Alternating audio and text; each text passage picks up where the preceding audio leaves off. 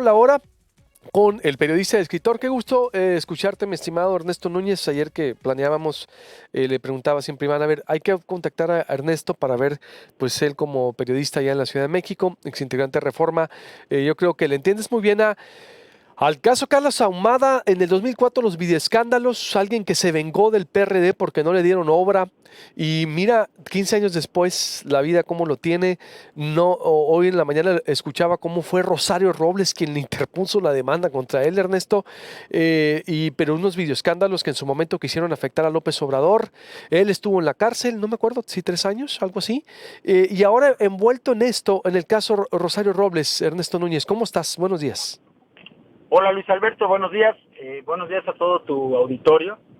Pues sí, la verdad es que es curioso cómo la historia política es cíclica Ujú. y cómo los personajes que en un momento dado fueron pues defenestrados, ¿no?, en medio de escándalos políticos, pues resurgen, y hay personajes que tienen la capacidad de resurgir una y otra vez. Es el caso de Rosario Robles. Rosario Robles, recordarle al auditorio, fue jefa de gobierno en 1999, cuando el ingeniero Cárdenas se va a su tercera campaña presidencial. Rosario se queda como jefa de gobierno, más o menos por ahí de agosto del 99, y ejerce el poder hasta el final. Ella le entrega la jefatura de gobierno a Andrés Manuel López Obrador, que es electo en julio del 2000, el mismo julio del 2000 en el que Cárdenas pierde la presidencia por tercera vez, y en ese momento ya prácticamente concluye su carrera como candidato. Rosario Robles fue una jefa de gobierno de claroscuros. Recordarás que hubo problemas en su administración, denunciados por Reforma, el famoso cochinito este que se decía que estaba armando para financiar campañas precisamente del PRD en el 2000. Fue una denuncia que se hizo desde el periódico Reforma, que la confrontó de manera directa en ese momento con los medios de comunicación. Pero ella sale bien librada de alguna manera. Tenía el gran prestigio de ser una activista social, tenía el gran prestigio de ser la primera mujer en ejercer el cargo de jefa de gobierno, y tuvo una administración muy mediática, con muchos actos, muy en el sentido del empoderamiento de las mujeres, lo cual pues era una cuestión que le daba muchos bonos, digamos. Pero al final, al final de su etapa como perredista, pues a Rosario no le fue muy bien. Ella es electa presidenta del PRD en 2002, y en 2003, después de la elección intermedia, un sector del PRD, por cierto muy afín a López Obrador, la obliga a renunciar a la presidencia del PRD, precisamente porque se le cuestionaban manejos turbios del dinero de las campañas del PRD, y se le cuestionaba además una deuda que había dejado muy grande con Televisa, específicamente siendo presidenta del PRD, y la obligan prácticamente a renunciar al cargo de presidenta. Es cuando Leonel Godoy se convierte en presidente interino del PRD. Eso es en 2003. En enero de 2004 se estallan los videoescándalos, y en ese momento no lo sabíamos, porque no sabíamos la relación que ella tenía con Ahumada, y era muy difícil que cualquiera se imaginara que detrás de los videoescándalos pudiera estar la mano de Rosario Robles, a menos de la gente que estaba muy enterada, ¿no? Pero cuando estallan los videoescándalos y empieza a salir toda esta trama en la que estuvieron inmiscuidos, Diego Fernández de Ceballos, Carlos Salinas de Gortari, evidentemente Carlos Ahumada, resulta que Rosario Robles había pactado de alguna manera con Ahumada que se grabaran esos videos con Bejarano llevándose el dinero en las ligas, aquellos famosos videos, con un objetivo muy específico: descarrilar a López Obrador en la contienda presidencial rumbo a 2006. Desde entonces, Luis Alberto, se hablaba ya, a Rosario Robles se le vinculaba con estos temas, que es un tema muy sensible en la política mexicana, que es el tema del financiamiento de las campañas. Y bueno, lo que estamos viendo, pasan los años, Rosario queda defenestrada totalmente, el escándalo Ahumada la deja fuera de combate político durante un buen tiempo, y pasan los años, y en el 2012 resurge la figura de Rosario Robles como la externa de la campaña de Peña Nieto, y Peña Nieto decide darle un gran poder, decide convertirla en secretaria de Desarrollo Social, y después convertirla en la titular de la SEDATU. Pero Oye, siempre con Ernesto, este pero manejo, ¿no? antes de que sigas con toda esta excelente crónica que estás haciendo y contexto, a ver, entonces sí se comprobó que Rosario Robles pactó con Carlos Ahumada los videoescándalos.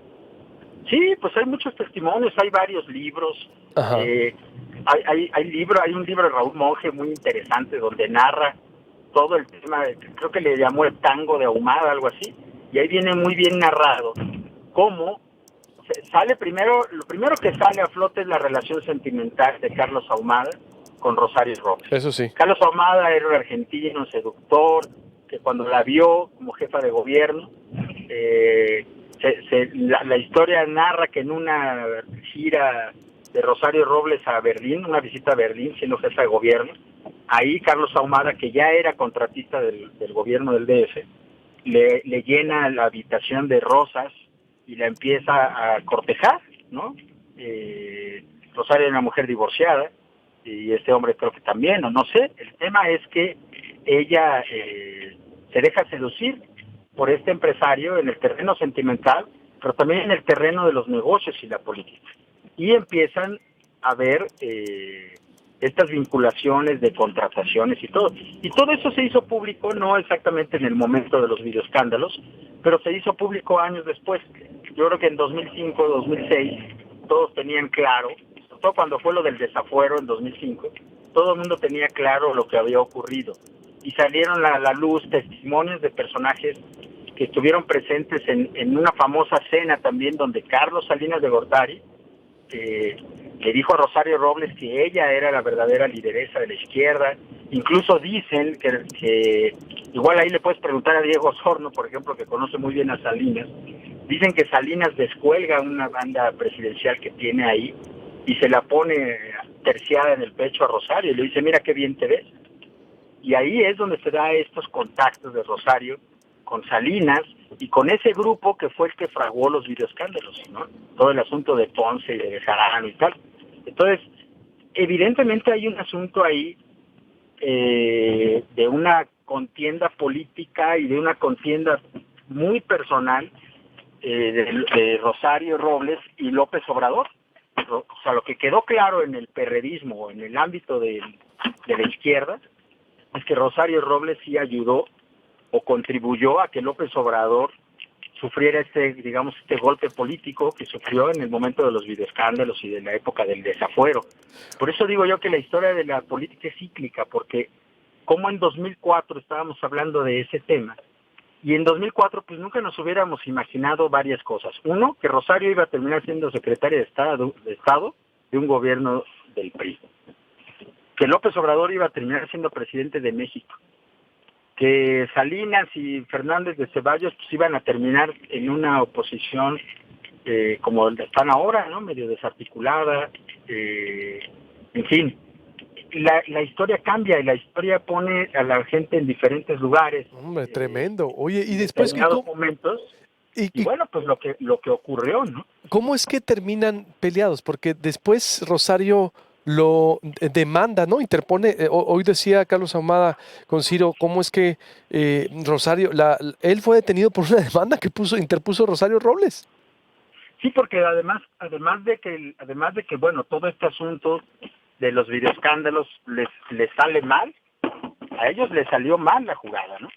Porque quedó muy exhibido, eso los confronta, pero luego además hay un problema también ya de disputa personal entre ellos, lo que se sabe es que se distancian también en el terreno personal, y termina mal esa relación entre Ahumada y Rosario Robles termina tan mal que incluso ya en el sexenio de Peña Nieto, Salvador García Soto lo narraba muy bien en una columna el fin de semana. Ya en el sexenio de Peña Nieto, Rosario Robles logra que Ahumada sea detenido cuando viene con su familia, cuando está con su familia, logra que sea detenido e interrogado durante unas horas en un aeropuerto ya en México.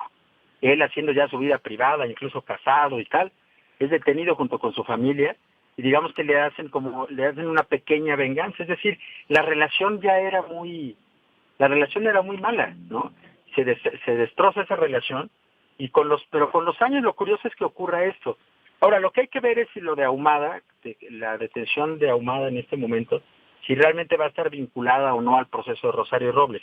Yo tengo entendido que ya fue liberado y que sí fue por una acusación que le hizo Rosario, pero que no necesariamente tiene que ver con este asunto que es el que tiene hoy a Rosario Robles en la cárcel, que es el asunto fundamental y que es la pregunta que yo hacía en el texto que publicaba yo ayer con Aristegui, que es, ¿a dónde fue a dar el dinero de la estafa maestra? Exactamente. ¿No? A ver, lo vamos a retomar. Yo creo que la cuestión ahorita de fondo, porque estamos hablando de 5,000 millones de pesos que supuestamente fueron desviados mientras Rosario Robles era secretaria de Desarrollo Social, secretaria de Desarrollo Agrario y Territorial, y que es dinero que presuntamente, según el guión de la estafa maestra, se envió a universidades públicas que a su vez contrataron servicios con empresas fantasma, pero son servicios por los cuales no hay entregables y no hay el Estado no obtuvo nada, y ese dinero fue a dar a empresas que no existen.